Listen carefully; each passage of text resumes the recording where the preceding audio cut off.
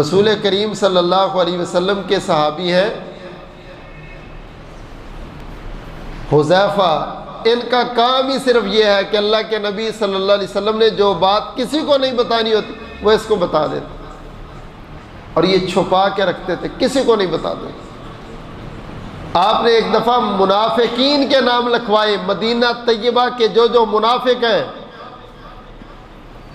عمر رضی اللہ تعالیٰ عنہ کو پتہ چلا تو اس کے پاس ہے، کہا حذیفہ وہ دکھانا یار منافقین کی لسٹ مجھے۔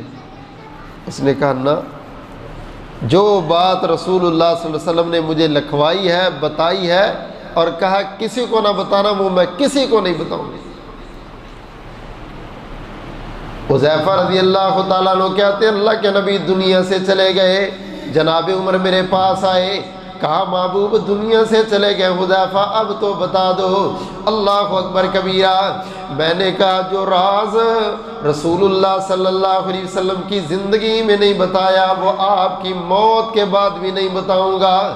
حتیٰ کہ وقت چلتے چلتے وہ دل بھی آئے، امیر المومنین بن گئے، خلیفۃ المسلمین بن گئے۔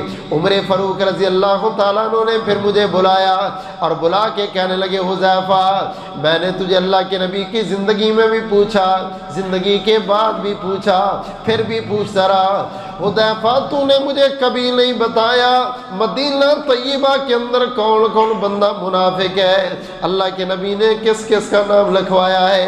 اچھا میں آج خلیفہ ہوں، مسلمانوں کا امیر ہوں، یہ نہیں کہتا کہ مجھے وہ نام بتا، بس اتنا بتا کہ عمر کا نام اس لسٹ میں موجود ہے کہ نہیں موجود۔ اور میں لوگوں کے راز نہیں دیکھنا چاہتا، میں ڈھونڈنا نہیں چاہتا منافق کون کون ہے، بار بار پوچھتا اس لیے تھا کہ دل میں ایک ہی ٹینشن تھی، عمر تو بھی کہیں منافق تو نہیں ہے، بس میرا نام بتا دے ہے اس کے اندر کہ نہیں ہے۔ واللہ یہ ایمان کی فکر اللہ کی قسم بہت بڑی فکر ہے۔